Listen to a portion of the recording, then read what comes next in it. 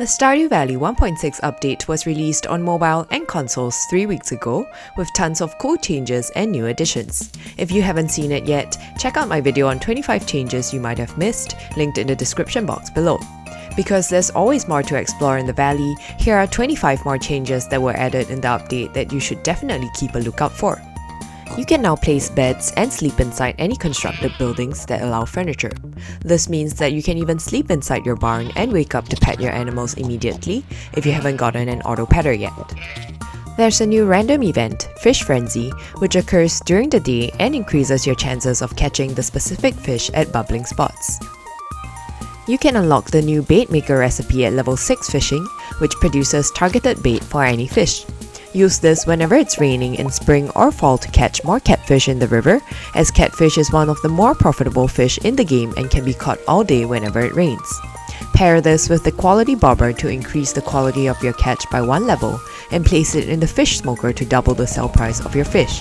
If you have the fisher, angler, and artisan professions, this could be a pretty great way to earn gold quickly. There's a new fishing bobber style machine at Willie's shop that allows you to change bobber styles. New styles are unlocked by catching different species of fish, and you can click the randomize button to get new styles each time you cast your rod. There's a new lost item shop that lets you buy back a unique item for 10,000 gold if you've lost it, whether by dying in the mines or accidentally discarding it in your trash can. After the item is lost, the shop appears overnight as a crow in the secret woods. This is a great way for you to recover any purchased lost items. There are 4 new home renovations: the dining room, attic, expanded corner room, and cubby, which I like to turn into my personal keg and crystallarium farm because Stardew Valley is definitely not a capitalist game. You can now get gifts from pets that you have maximum friendship with a 20% chance for them to drop gifts after being petted each day. Gifts received vary by animal type and include various artifacts, and cats may even gift you rare animal produce like rabbit's foot or duck feather. There is a new mushroom log that you can craft with hardwood and moss after reaching foraging level 4. It produces different types of mushrooms every 4 days in all seasons, and the quantity of mushrooms produced increases with the number of wild trees present around the log. There are 28 new hats introduced in the 1.6 update. In the previous video, I covered 2 of my favorites, the leprechaun hat and the infinity crown, and how you can obtain them. Here are 2 more that I find really cool. The first is a space helmet, which can be purchased from the abandoned house for 20,000 gold after reaching the bottom of the dangerous mines. The second is the jester hat, which can be purchased for 25,000 gold after seeing your first movie at the theater. There are 5 new skill masteries that grant you cool rewards after you've unlocked the mastery cave on reaching level 10 in all your skills. To obtain these rewards, simply earn mastery points through activities like fishing, mining, and so on. Here are some of my favorite additions. On unlocking the combat mastery, you get a new equipment slot for trinkets, which grant you special powers in the mines. My favorite trinket is the parrot trinket, which gives you a chance to find gold coins worth 250 gold when slaying monsters. Once you've unlocked the mining mastery, you'll get the heavy furnace recipe, which is much more efficient than the regular furnace, using less coal each time. On average, you'll save 9% of the ore and 45% of coal compared to normal furnaces. Another cool reward is the Statue of the Dwarf King recipe, which allows you to choose from 2 mining-related powers each day. My favorite is definitely having a greater chance to find coal or having a greater chance to find ladders and chefs. My favorite reward from the fishing mastery is challenge bait, which allows you to catch up to 3 fish at once.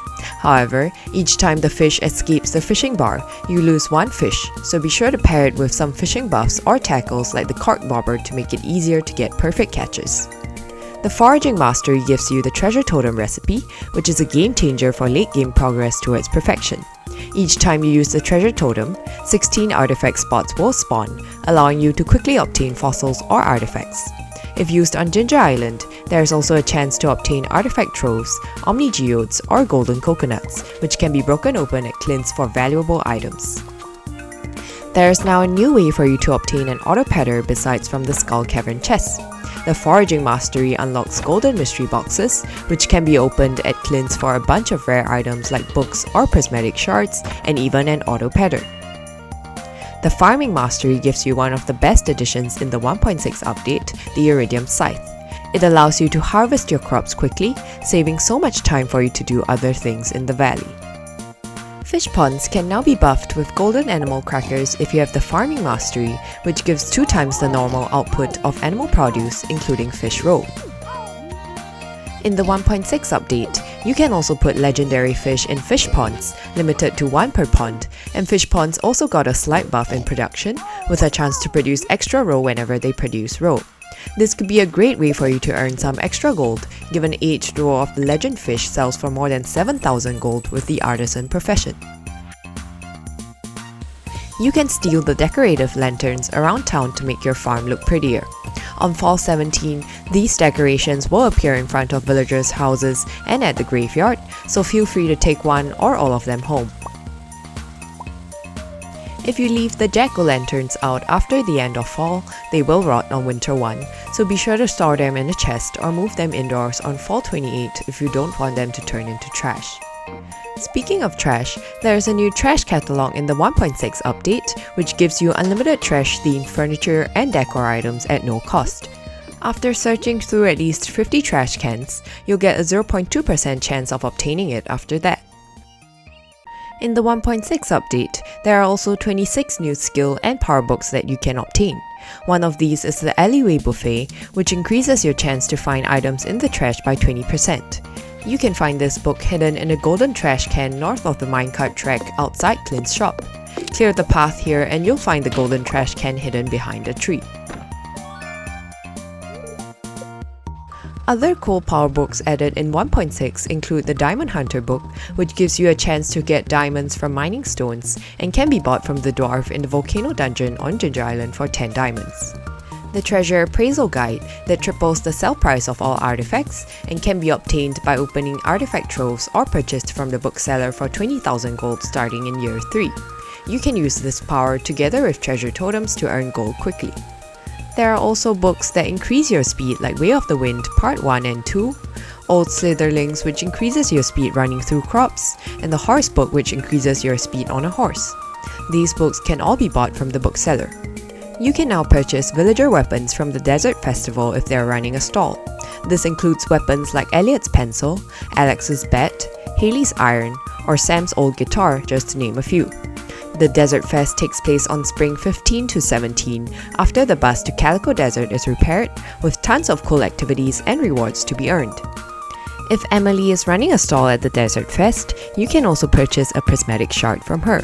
This is extremely helpful if you're struggling to find your first prismatic shard in the mines or Skull Cavern.